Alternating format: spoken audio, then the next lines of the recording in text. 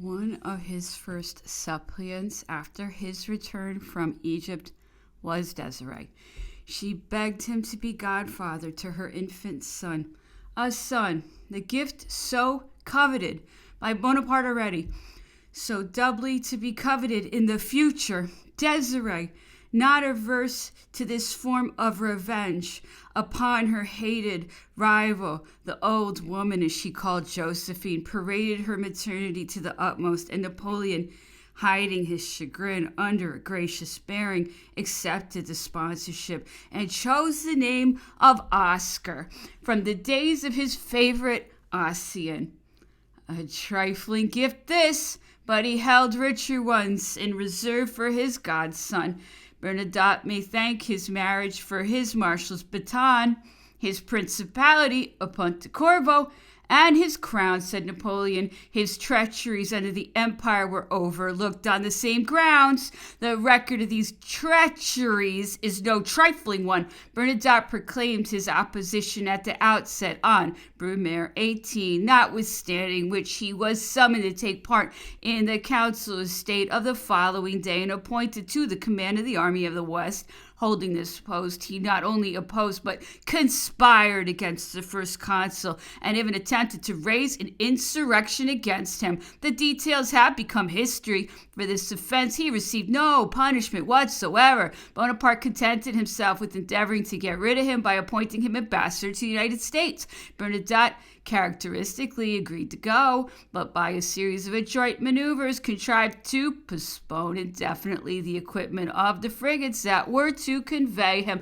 A year later, he was implicated in Moreau's conspiracy and escaped because Bonaparte spared him once more. For Eugenie's sake, he did a good deal more than spare him. In fact, for having bought all Moreau's possessions, his estate at Grosbois and his house in the Rue d'Anjou, he presented the latter, for which he had paid 400,000 francs to Bernadotte. Then came the days of the Empire, when Eugenie's husband was made a Marshal of the Empire, commander of the 8th cohort of the Legion of Honor, president of the Electoral College of Vaucluse, and Knight of the Black Eagle.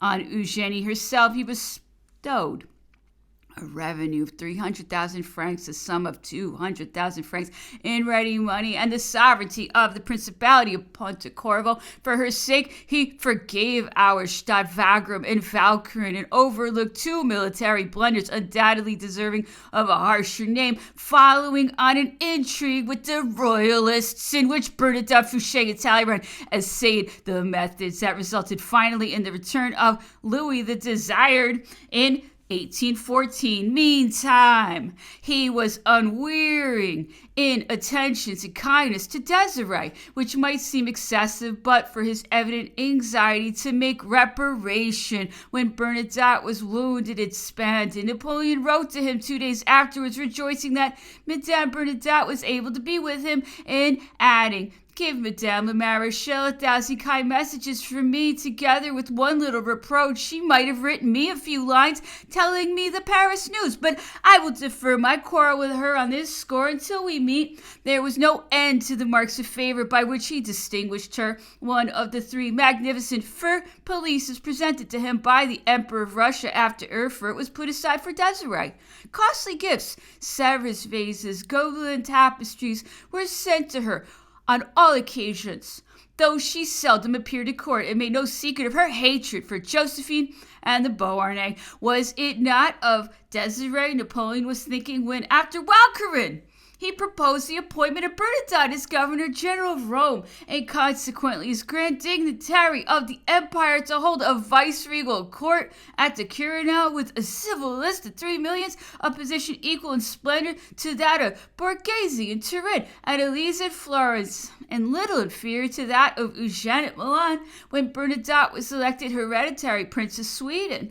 After the rejection of the title by Eugene, who declined to apostatize, the result was largely due to the benevolent neutrality of Napoleon. The emperor's policy on this occasion has seemed to some obscure and unintelligible. They failed to read his heart. He was dazzled by the prospect of seeing a woman in whom he took an interest, a queen, and his godson, a royal prince. He himself arranged all the details of Desiree's presentation in court when she came to take leave as Princess of Sweden. He invited her to the family dinner on Sunday. In unprecedented honor to Bernadette, he made a grant of 1,000,000 francs from the Public Service Fund. He further compounded handsomely with him for the various benefactions he had himself made him, notably the Principality of Pontecorvo, and crowned his bounty with a pension and a title to Bernadette's brother.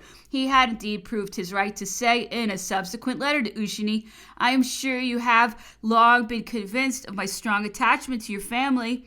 4 months later, Bernadette leagued himself with Russia against Napoleon, and in less than a year, a rupture between France and Sweden was imminent. Desiree had only consented under strong pressure to a short sojourn at Stockholm. "I thought," she said, "that Sweden, like Pontecorvo, is merely a place from which we were to take our title."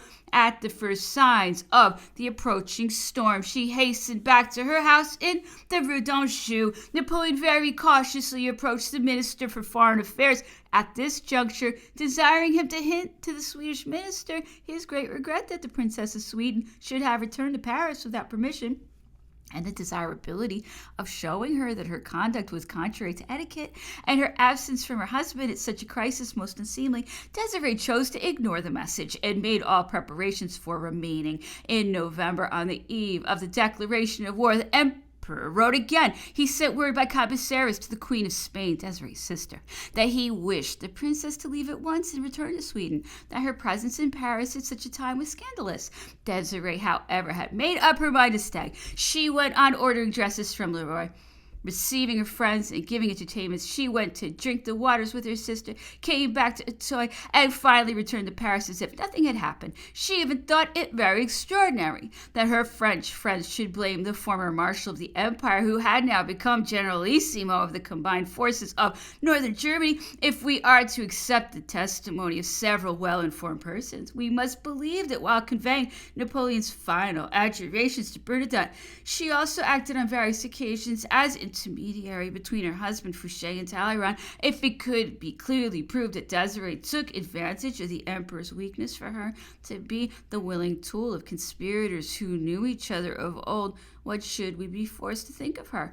Let us give her the benefit of the doubt and believe that her motives in remaining were her passion for Paris and her reluctance to give up her sister, her nieces, her favorite society and habits. She was still in Paris in 1814 and took part in the reception of the Russian emperor. She was there too in 1815 during the 100 Days, and on June 17th, the eve of Waterloo, she ordered from Leroy a Nanking riding habit and a cambric dressing gown trimmed with Valenciennes. It was Eugenie who now was forgetful. Chapter 3. Josephine de Boerne. Towards the close of Vendemiaire, year 4, October 1795, chance brought about a meeting between the Vicomtesse de Boerne and General Bonaparte. The latter had suddenly become famous, the name which was almost unknown, but a day before, the name with which Barras was so unfamiliar that he wrote it Bonaparte, had echoed through France with the thunder peals of the cannon that scattered the rebel sections of the convention.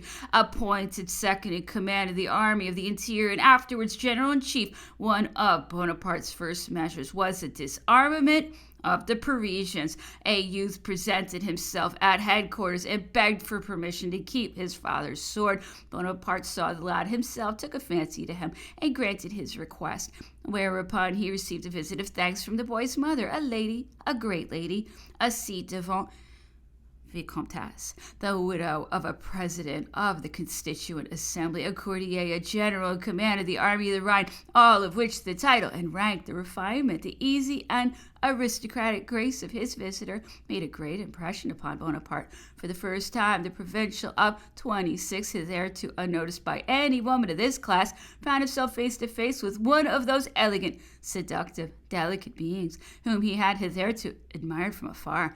And the part of protector he was called upon to play for the first time flattered his pride and was eminently to his taste. Josephine, who was in extremities, at once saw with what manner of man she had to deal. a Creole from Martinique, married at the age of 16 to the Vicomte de Boerne by an adroit aunt who lived openly with the Vicomte's father, the Marquis de Boerne. Josephine Tascher de la Pagerie had led a stormy life since her arrival in Paris in 1779. Her husband, after deceiving and deserting her, had separated from her through no fault of hers. She had no social amusements to console her, for her aunt's equivocal position had barred the entrance both to court and to society. After her separation from her husband, she had more liberty and took advantage of it. Said scandal. She traveled and spent a considerable time in Martinique. After the revolution, she was reconciled to her husband, who became successively deputy of the States General, president of the Constituent Assembly, and commander-in-chief of the Army of the Rhine. For a brief space, she lived happily and had a salon, finding herself for the first time in the world and profiting by the experience. Then came the terror. Boerne was imprisoned, guillotined, she herself also a prisoner, escaping death by a miracle. When she was released from the prison des Carmes, Thermidor 9, she was past 30. She had 2 children and was completely ruined by the help of certain feminine friends she had made, chiefly in prison, for few others were left her. She again entered society, borrowing right and left, running into debt, and eking out these resources by occasional supplies from the West Indies. She managed to keep up appearances. She left her lodging in the Rue de l'Université and took a small house, number 6, in the Rue Chantereine, which she rented from Louise Julie Carreau, Madame Talma, for 4,000 livres or 10,000 livres in assignats. There she installed herself on Vendemiaire time, year 3, October 1794.